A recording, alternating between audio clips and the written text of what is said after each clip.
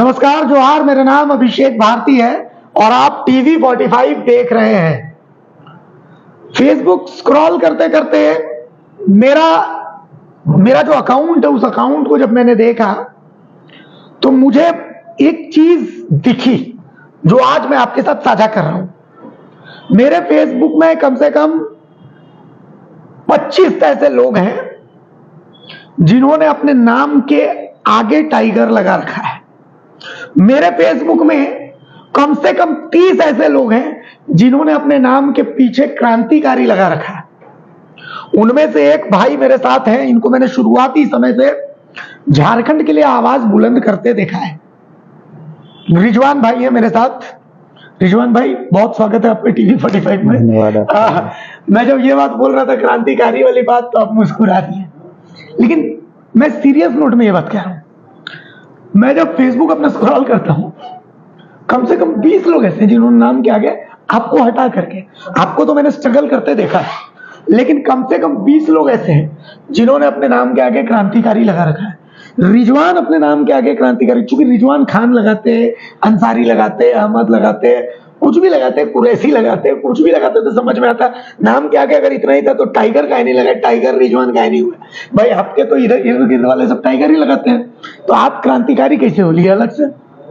नहीं, देखिए, सबसे पहले तो आपका सवाल बड़ा अच्छा है, और चूंकि हमेशा आप प्रखरता के साथ में पत्रकारिता किए हैं, और ये हम लोगों के लिए बड़ी गौरव की बात है कि आपने भी झारखंडी मुद्दों के साथ में अपने परिचय को स्थापित करने में सफल रहे हैं। आपने कहा कि मेरे नाम के अंत में क्रांतिकारी क्यों है। देखो, मेरा एक विचारधारा था, बचपन से मैंने कहा है कि हम सामाजिक मुद्दों के साथ में बहुत एग्रेसिव रहते हैं, और हमेशा हमने रहा है, हमारी एक सोच रही है कि हम सामाजिक मुद्दों के साथ में अपने परिचय को आगे लाएंगे। और हमेशा भगत सिंह के विचारों से, भगत सिंह के मूवीज से, भगत सिंह के आप कह सकते हैं कि आज तो जयंती भी है उनकी, तो भगत सिंह के जो मूवीज थे, भगत सिंह के जो इतिहास रहे हैं, उन पन्नों पर मैंने ये महसूस किया है कि क्रांतिकारी विचार को यदि अपने अंदर आप उत्पन्न करोगे तो आपको लगेगा कि रियल में सच्चा जो है वो क्रांतिकारी होते हैं। सच का वो हमेशा साथ लेकर चलते हैं, सच के लिए अपने आप को त्याग देते हैं, परिवार त्याग देते हैं। तो कहीं ना कहीं मन में मेरी बचपन से ऐसी सोच रही थी कि इनके विचारों के साथ अपने विचारों को जोड़ना चाहिए।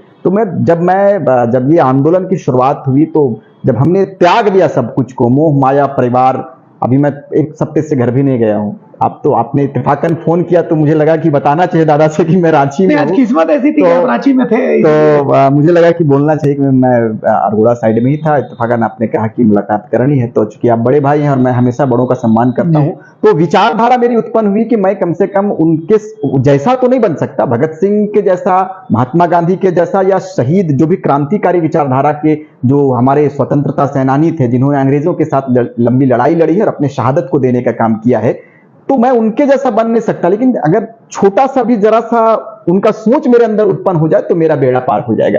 तो उसी विचारधारा के साथ में मैंने अपने आप को तैयार किया, और अंत में, नाम के अंत में मैंने क्रांतिकारी रखा। उसके बाद से लोगों ने क्रांतिकारी, जब मेरा थोड़ा लोगों के बीच में आप कह सकते हैं कि लोकप्रियता बढ़ी, सबों का आशीर्वाद जब मुझे प्राप्त हुआ, तो लोगों देखा देखी लोगों ने आरंभ कर दिया लिखना फला क्रांतिकारी। तो ये अच्छी बात है, लोगों का सोच डेवलप होना चाहिए, लोगों के विचार में क्रांतिकारी आना चाहिए। तो आपने एक्सेप्ट कर लिया। मुझे मतलब भगत सिंह साहब की लाइन से याद आ रही है, तो कि इस कदर वाकिफ है मेरे जज्बातों से मेरी कलम, मैं मोहब्बत लिखता हूं, कलम इनकलाब लिखती है। बेशक, राइट। तो मतलब चूंकि ये शेर भगत सिंह का है, ये मुझे क्यों याद है, रिजवान क्रांतिकारी से भी मोहब्बत है, बहुत से लोगों को मोहब्बत है। मतलब मैं पता नहीं मुझे ये सवाल करना चाहिए नहीं करना चाहिए, मैं कर रहा हूं। जितना विवाद रिजवान को लेकर के होता है, पैदा किया जाता है, कहा जाता है कि बालू वालों से रिजवान पैसा लेने के लिए बैठे रहते हैं, रिजवान दलाली करने के लिए बैठे रहते हैं। पता नहीं, आज तक मुझे प्रूफ कहीं पर भी कुछ नजर नहीं है। और मैं, यकीन मानिए, क्योंकि जब ये खबर तमाम चैनल्स में, तमाम अखबारों में चल रही थी, टीवी 45 ने आपको एक बार भी फोन नहीं किया कि आपको एक्सप्लेनेशन दीजिए। इसलिए नहीं किया कि जिसमें आप दिख ही नहीं रहे उसमें आपसे हम सवाल क्या करें। आप नजर तो आए कम से कम, फिर तो बखिया हम उधेड़ेंगे सबसे ज्यादा, लेकिन एटलीस्ट दिखे तो। इतनी मोहब्बत रिजवान से किसको है और क्यों? अब देखो, कही जाती है कि नापाक इरादे वाले लोग हमारे समाज में बहुत ज्यादा हैं। अभिषेक भारती से यदि किसी की व्यक्तिगत भी यदि किसी प्रकार का खटास है तो वो मौके के तलाश में रहता है, किसी प्रकार से मौका मिले फिर उनकी मैं ले लूं, बैंड बजा दूं। बिल्कुल बैंड बजा दूं। तो देखो ये मैं हमेशा सच के साथ, आपने भी मुझे बहुत पहले से देखा है और बहुत अच्छा संबंध भी हमारा रहा है पत्रकार बंधुओं के साथ में, भाइयों के साथ में। तो जिनकी जो साजिश करने की आदत है वो करे। रिजवान जिस पथ पर चलता था, चलता है, और टीवी 45 के चैनल के माध्यम से तमाम आवाम को भी इस बात को मैं संदेश देना चाहूंगा कि मैं जिस राह में चलता हूं, मुझे लोग क्या कहेंगे, लोग क्या सोचेंगे, लोग मेरे ऊपर क्या आरोप लगाएंगे, प्रत्यारोप लगाएंगे, डजंट मैटर। मैं अपने जीवन में उसे सक्रिय होने ही नहीं देता हूं। मेरी अपनी मंजिल है, मेरी अपनी बस मैं राज्य के लिए आया हूं, राज्य के लिए मुझे क्या करना है, आज करूंगा, कल करूंगा। लोग ये अफवाह फैला रहा है, लोग ये कह रहा है कि ये लोग 24 के बाद दिखेंगे नहीं। आपके टीवी 45 के माध्यम से इस बात का संदेश देना चाहूंगा पूरे राज्यवासियों को कि मेरा परिचय सिर्फ आंदोलन के शुरुआती दौर से नहीं है, उससे पहले भी मैं किसी पार्टी में था और ज्वलंत विषयों के साथ में हमेशा प्रखरता के साथ में मैंने कहा। यह अच्छी बात है कि लोगों ने मुझे आंदोलन के बाद से बेहतर रूप से जाना, बेहतर रूप से देखा, ये अच्छी बात है। लेकिन मेरी पृष्ठभूमि यदि आप तलाश करोगे तो मैं छात्र विंग से डुमरी विधानसभा में नावाडी प्रखंड में, उस समय बाबूलाल जब प्रथम मुख्यमंत्री हुआ करते थे, उस वक्त मैं छात्र यूनियन का प्रखंड अध्यक्ष हुआ करता था। तो मेरा जो सोच है, मेरा जो लगाव है, वो सामाजिक मुद्दों के साथ में बचपन से रहा है। और आपके चैनल के माध्यम से मैं इस बात का स्पष्ट कह देना चाहूंगा कि मैं चुनाव लड़ूं ना लड़ूं, लेकिन मैं समाज के लिए हमेशा रहूंगा। एक बात मैं आपको बताऊं रिजवान, जयराम महतो, मोतीलाल महतो, रिजवान, ऐसे नेता, चंद नेता, ऐसे नए नेता, इनको सुनना अच्छा लगता है। मतलब उम्मीद जगती है कि झारखंड की ये जो जमीन है नेताओं से बंजर नहीं हुई है। नेताओं से बंजर में क्यों? हर नेता को आजमा के देख लिया, रंग बदलते भी देखा हमने। ऐसे में मतलब चूंकि रिजवान आप युवा हैं, जोशीले हैं, अच्छा बोलते हैं, पढ़े लिखे हैं, जनता आप पर क्यों विश्वास करे? मतलब कोई तो कारण होना चाहिए। आप लोग फ्रेश हैं, बहुत अच्छा बोल रहे हैं। सिर्फ ये चूंकि एक समय था जब बाकी नेता बहुत अच्छा बोलते थे, लेकिन आज सबके रंग ढंग वही हो गए। दिल्ली जा जाके बैठा है, भीख मांग रहे सीटों के लिए। तो रिजवान क्रांतिकारी कैसे अलग रहेंगे, जेल गेम कैसे अलग रहेगा, क्या नजरिया क्या है आप लोगों का? जो क्या कहते हैं उसको, कि प्लान जो रहेगा झारखंड को लेकर क्या रहेगा? देखो, हाँ, सबसे पहले आपने अच्छा सवाल किया। सबसे पहली बात है कि आज हमारा राज्य, मैंने ये 24 वर्ष का राज्य तैयार हो गया। आज 24 के बाद फिर हम 25 साल के हो जाएंगे, ये राज्य 25 वर्ष का हो जाएगा। लेकिन आज तक राज्य में सिर्फ नेता आए, नेता बने और चले गए, लेकिन राज्य के गरीब, शोषित, वंचित, पीड़ित जो हैं आज भी उसी जगह पे हैं। आज भी ऐसे जंगल क्षेत्र जो हैं, ऐसे ग्रामीण, सुदूर ग्रामीण में यदि आप जाओगे, रिपोर्टिंग करोगे ग्राउंड लेवल का, चूंकि आप तो माटी पुत्र कहलाते हो, आप कभी सारंडा के क्षेत्र में चले जाना, आप वहां जाओगे तो आप पाओगे कि लोग हरिया लाल पानी तो है, ये हरिया पीकर वो अपना जीवन यापन करते हैं। नशे में बच्चे सोए रहते हैं, फिर शाम को उठते हैं, फिर पीते हैं, फिर इस टाइप से उनका जो पेट है वो बड़ा हो गया है। ये मैंने देखा है आपके चैनल में या कहीं मैंने देखा। तो उन सब चीजों का मूल्यांकन कौन करेगा अभिषेक भाई? मैं कहता हूं कि आप पहले खलीफा हुआ करते थे। आपने यदि इस्लाम का अध्ययन किया होगा तो इस्लामिक सिस्टम पर यदि आप बात करोगे, इस्लामिक ग्रंथों का अध्ययन करोगे, किताबों को पढ़ोगे, तो आपको पता चलेगा कि पहले आपका सहाबा हुआ करते थे, फिर उसके बाद खलीफा हुआ करते थे। तो खलीफा अव्वल जब थे वो हजरत उमर फारूक।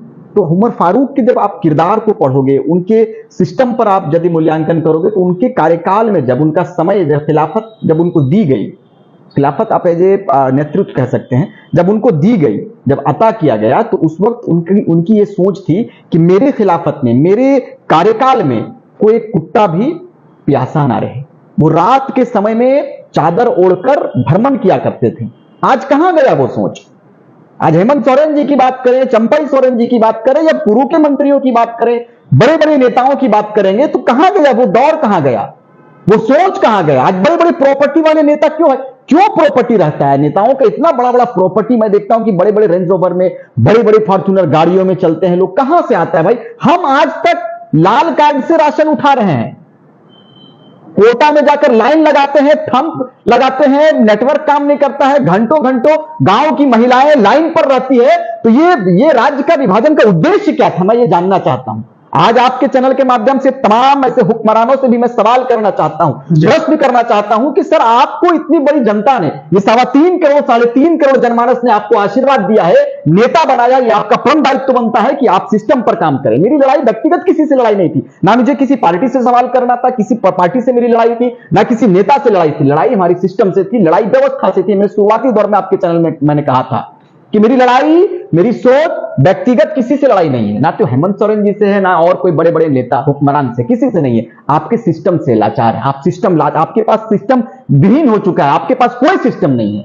आप यदि सिस्टम किए रहते तो शायद इतना बड़ा इंकलाब आज पैदा नहीं होता। आज राज्य एक बड़े विकल्प की ओर क्यों मूव कर रहा है? क्या हम बहुत खूबसूरत लगते हैं?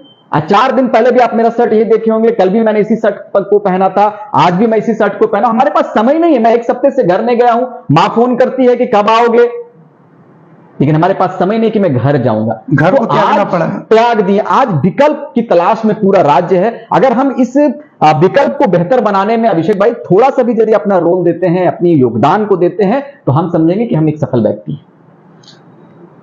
बहुत अच्छी आपने बात बोली, मतलब मैं सोचने पर विवश हो गया। आप कौन सी गाड़ी से चलते हैं?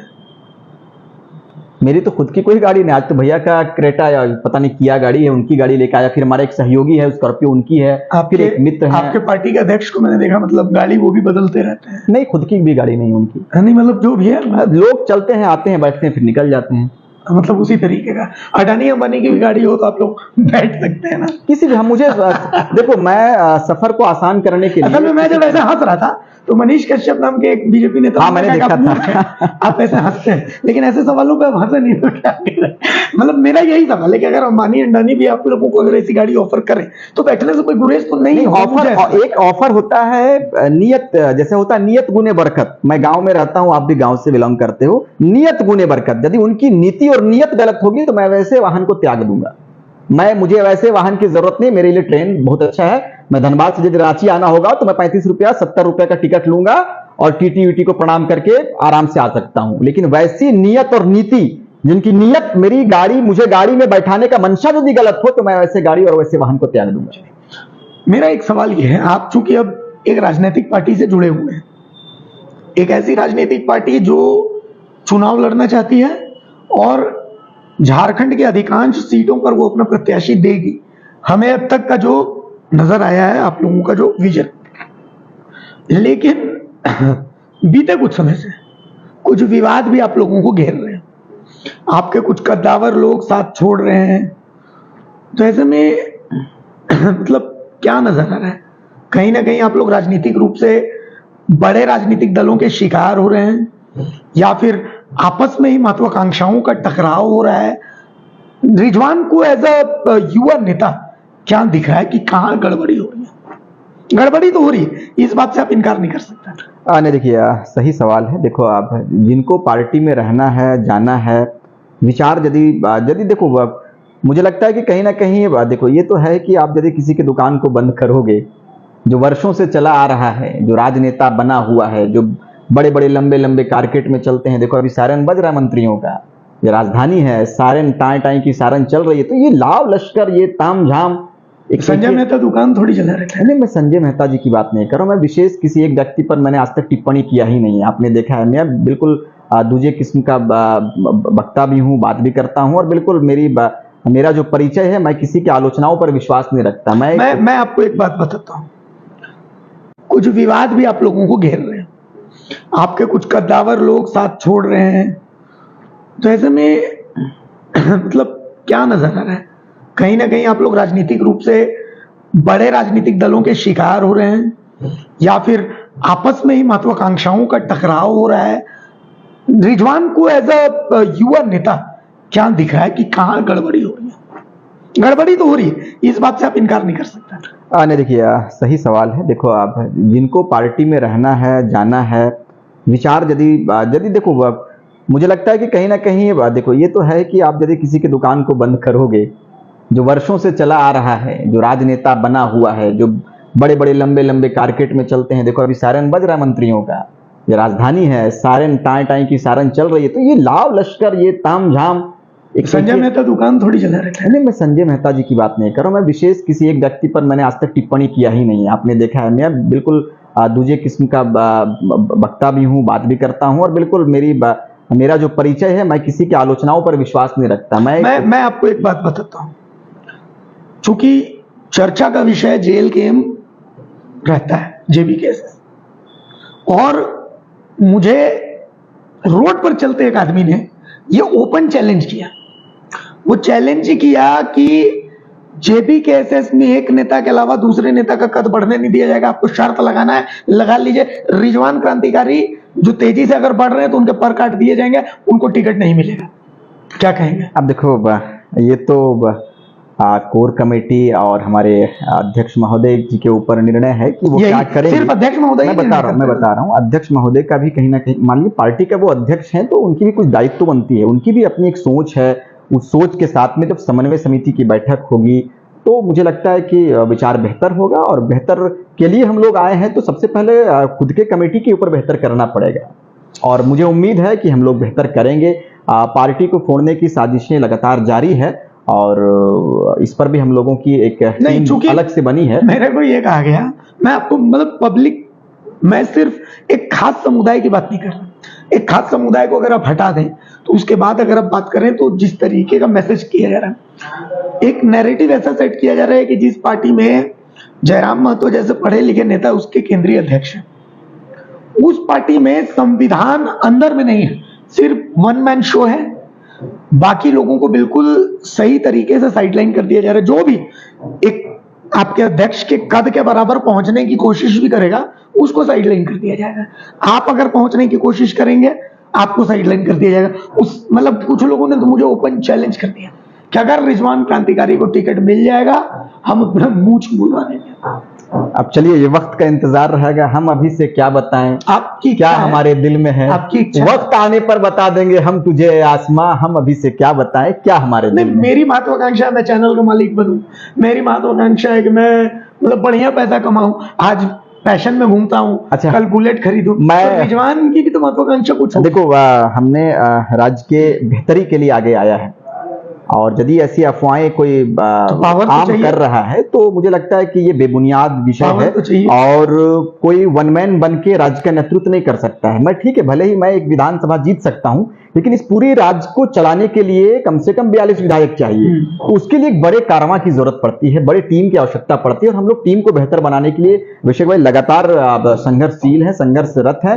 और जो ऐसी अफवाहें उड़ा रहे हैं, या फिर जो ऐसी अफवाहें समाज में आम करने का प्रयास कर रहे हैं, मुझे लगता है कि ये बेबुनियादी विषय है। हम लोग करीब 2 महीना से भी कम बचा हुआ है, अब समय पर आपके बीच में भी हम आएंगे, आपके बीच में भी जो चीजें आम होगी वो रिजवान की महत्वाकांक्षा क्या है? नहीं, मैं चुनाव लड़ूंगा बिल्कुल। समाज ने मुझे कहा है, मैं जिस कौम से भी आता हूं, जिस राज्य से आता हूं, इस राज्य के 3.25 करोड़ जनमानस में हर जाति हर वर्ग के लोग रहते हैं, सबों ने कहा है कि आपको चुनाव में आना चाहिए। और बिल्कुल चुनाव में आप जैसे लोग नहीं आएंगे, आप जैसी आवाज यदि सदन नहीं जाएगी, तो फिर शायद इतने बड़े इनकलाब का, इतने बड़े आंदोलन का कोई फिर औचित्य नहीं रह जाएगा। पॉजिटिव चीज ये है कि मुस्लिम समुदाय से इतना अच्छा ऑरेटर इरफान अंसारी, निस्संदेह ठीक है जो भी बोले, लेकिन अच्छा बोलते हैं।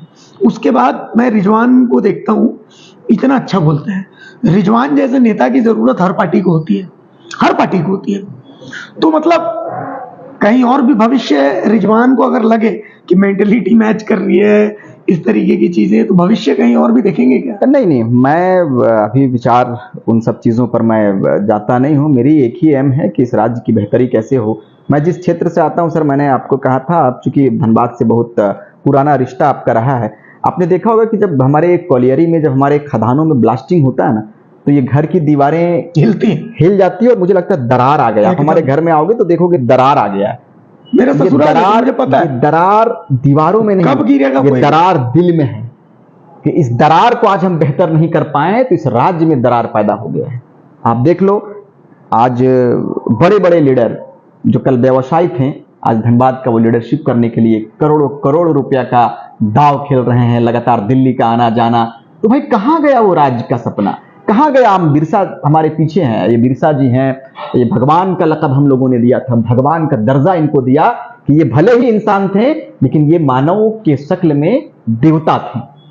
तो इतने बड़े भगवान बिरसा मुंडा का सपना आज साकार होता दिख रहा है? नहीं दिख रहा है। जमीन हमारी है लेकिन शासन कोई और, किसी और का शासन, कोई और शासक बन बैठा है। धनबाद में आज दिखला लो, अब धनबाद के लोग, गांव के लोग विधायक नहीं बन पाएंगे, ऐसा माहौल क्रिएट हो चुका है। कहाँ गया वो सपना? तो असल हमारा मकसद, लड़ाई का मकसद था कि हम अपने लोगों को बेहतर करें, अपने राज्य को बेहतर करें और झारखंड में हो रहे पलायन को रोका जाए। कुछ ऐसी व्यवस्था अभी हमारे सर थे, हमने अपने भैया के साथ हम लोग डिस्कशन करते हुए आ रहे थे कि आखिर कैसे इस राज्य को बेहतर किया जाए। आज हमारे पास सिर्फ मैनिफेस्टो नेताओं का और बड़ी बड़ी पार्टियों का मैनिफेस्टो होता है दादा। अफसोस लगता है, दिल बोल बोल कर थक गया, ये गला मेरा सूख गया। लेकिन आज इस हुक्मरानों के दिलो दिमाग में हमारी आवाज तो पहुंची, लेकिन आवाज में जो तब्दीलियां होनी चाहिए, जो बदलाव करना चाहिए, नेताओं को नहीं कर पाया। दिल दुखता है। कल खुदा ना करे कल हम भी एमएलए बन जाएं और हम भी प्रयास करेंगे और हमारी बातों को हुक्मरान सुनेंगे नहीं, बादशाह जो बैठे रहेंगे शीर्ष पर वो हमारी बातों को नहीं सुनेंगे। तो अंततः परिणाम ये होता है कि थक हार कर एक अच्छा इंसान किसान बन जाता है। आज किसानों पर भी आप बात करोगे तो किसान भी त्राहिमाम कर रहा है। मैंने एक आंकड़ा देखा, मैं आपको बताऊं, मैं सपना। तो असल हमारा मकसद, लड़ाई का मकसद था कि हम अपने लोगों को बेहतर करें, अपने राज्य को बेहतर करें और झारखंड में हो रहे पलायन को रोका जाए। कुछ ऐसी व्यवस्था अभी हमारे सर थे, हमने अपने भैया के साथ हम लोग डिस्कशन करते हुए आ रहे थे कि आखिर कैसे इस राज्य को बेहतर किया जाए। आज हमारे पास सिर्फ मैनिफेस्टो नेताओं का और बड़ी बड़ी पार्टियों का मैनिफेस्टो होता है दादा। अफसोस लगता है, दिल बोल बोल कर थक गया, ये गला मेरा सूख गया। लेकिन आज इस हुक्मरानों के दिलो दिमाग में हमारी आवाज तो पहुंची, लेकिन आवाज में जो तब्दीलियां होनी चाहिए, जो बदलाव करना चाहिए, नेताओं को नहीं कर पाया। दिल दुखता है। कल खुदा ना करे कल हम भी एमएलए बन जाएं और हम भी प्रयास करेंगे और हमारी बातों को हुक्मरान सुनेंगे नहीं, बादशाह जो बैठे रहेंगे शीर्ष पर वो हमारी बातों को नहीं सुनेंगे। तो अंततः परिणाम ये होता है कि थक हार कर एक अच्छा इंसान किसान बन जाता है। आज किसानों पर भी आप बात करोगे तो किसान भी त्राहिमाम कर रहा है। मैंने एक आंकड़ा देखा, मैं आपको बताऊं, मैं एनालाइज कर रहा था आपके आने से पहले, चूंकि आपसे बात हुई, मैंने आपको कहा कि रिजवान भाई प्लीज, आपको मेरी कसम आज आपको आना है ऑफिस, आप आए इसके लिए शुक्रिया।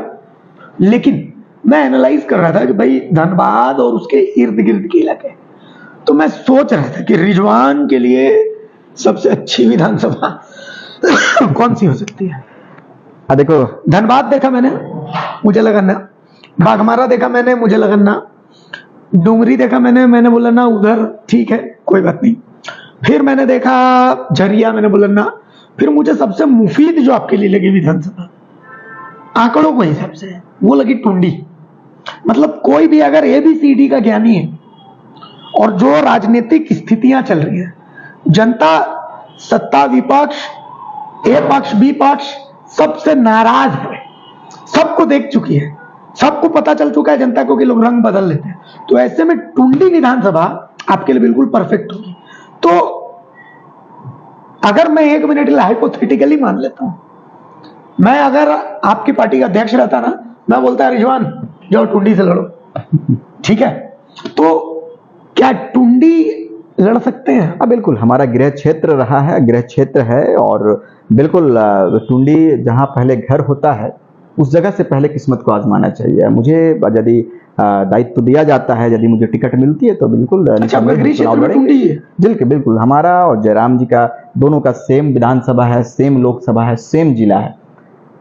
तो मुझे मौका मिलेगा, मैं अध्यक्ष जी के पास अपनी बातों को भी रखूंगा कि मुझे अवसर दिया जाए, क्योंकि आप केंद्रीय अध्यक्ष हैं और आपकी दायित्व बनती है कि आपकी जिम्मेदारी बनती है कि मुझे टुंडी दिया जाए। आप लड़ना भी चाहते हैं टुंडी से? बिल्कुल टुंडी लड़ेंगे। देखिए तो मेरा एनालिसिस बिल्कुल सही है। देखो, पहली बात है कि हमारा घर है और हमारे घर में चूंकि मेरा एनालिसिस का कारण ये था कि 18% वहां मुस्लिम जनसंख्या है जो आंकड़े कह रहे हैं, तो ये आपके लिए बहुत मुफीद हो जाती है।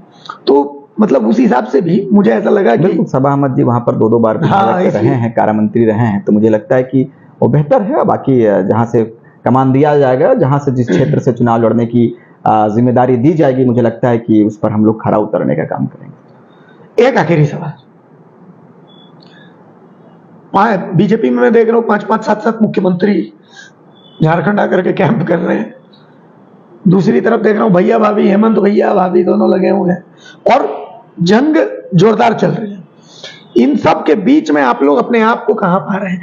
इन सब के बीच में जब बहुत से लोग आप लोगों से नाराज चल रहे हैं, पार्टी के अंदर इतना कुछ चल रहा है, क्या देख रहे हैं भविष्य? सिर्फ मतलब वोट खटवा बन के रह जाना है, क्या करना है? नहीं, बस हम लोग नए उपज हैं, लेकिन नए उपज के साथ में हम लोगों का धमाका बड़ा हुआ है। आपने देखा है कि भाई कितना हंगामा भरा लोकसभा का चुनाव रहा। कई एक साथियों को, मुझे भी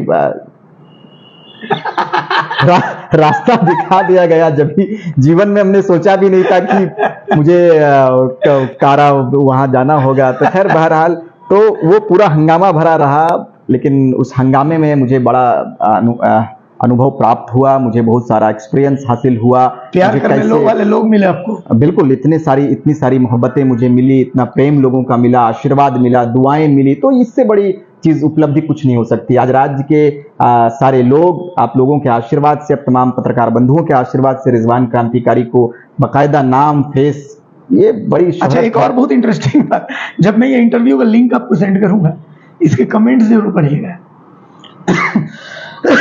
हमारे साथ 3 तरह के कमेंट्स आते हैं। एक पॉजिटिव आएगा, एक आएगा कि दलाल है, बिकाऊ है, ऐसा है वैसा है, और एक तीसरा आता है, मतलब वो लोग सुन ही नहीं सकते हैं आलोचना। तो ऐसे लोगों को भी कुछ कहना चाहेंगे? नहीं, देखो, मैं आपके चैनल के माध्यम से आपके जितने भी श्रोताएं हैं, जितने भी राज्य के लोग, चूंकि आप टीवी 45 मेरी पहली इंटरव्यू नहीं है, मैंने कई एक बार इंटरव्यू दिया है, तो आपके काफी जो सहयोगी साथी रहे हैं मुझसे इंटरव्यू लिया है। लेकिन कमेंट देखो, झारखंड में जो नौजवान तबके के जो साथी हैं हमारे हैं, वो कहीं ना कहीं थोड़ा सा जोशीले होते हैं, तो वो कह देते हैं, वो कमेंट कर देते हैं। लेकिन भाई आप लोग कमेंट नहीं करना, ऐसा कोई कमेंट ना करें जिससे अभिषेक भाई के दिल को तकलीफ पहुंचे।